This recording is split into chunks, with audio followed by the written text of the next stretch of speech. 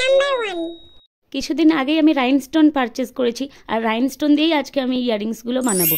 তো দেখো, প্রথমে ইয়ারিংসের জন্য আমি নিয়ে নিয়েছি একটা থিন কার্ডবোর্ড, আর তার উপরে গ্লু লাগিয়ে নিয়েছি।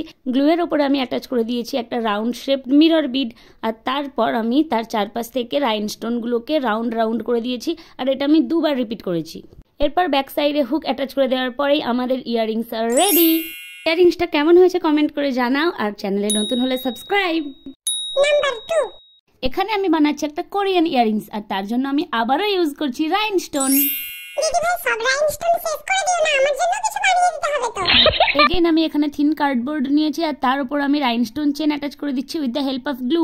এখানে আমি ডিফারেন্ট লেন্থের চেন ইউজ করেছি অ্যাজ শোন অন দ্য স্ক্রিন। এরপর কার্ডবোর্ডের এজেসগুলো ক্লিনলি কাট করে নিতে হবে, আর তারপর ব্যাক সাইডে গ্লু আর ইয়ারিং হুক লাগিয়ে নিলেই আমাদের ইয়ারিংস আর রেডি। নাম্বার 3। এই ইয়ারিংসটা বানানোর জন্য আমাদের দরকার রাইনস্টোন, আর তার সাথে আমাদের দরকার কিছু কাউরি সেল। ফার্স্টেই আমাদের দরকার একটা ট্রান্সপারেন্ট শিট। আমি এখানে একটা ট্রান্সপারেন্ট শিট নিয়ে নিয়েছি, আর তার উপরে প্রথমে গ্লু অ্যাটাচ করে দিচ্ছি। তারপর তার উপরে আমি একটা কাউরি সেল নিয়ে নিয়েছি। দেখো, কাউরি সেলটা এখানে প্যাস্টেল কালারের নিয়েছি, তোমরা চাইলে অন্য কোনো কালারেরও নিতে পারো।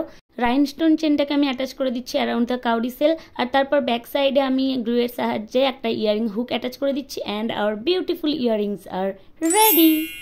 আর হ্যাঁ, প্লিজ চ্যানেলটাকে সাবস্ক্রাইব করে দাও। See you in the next video. Bye by.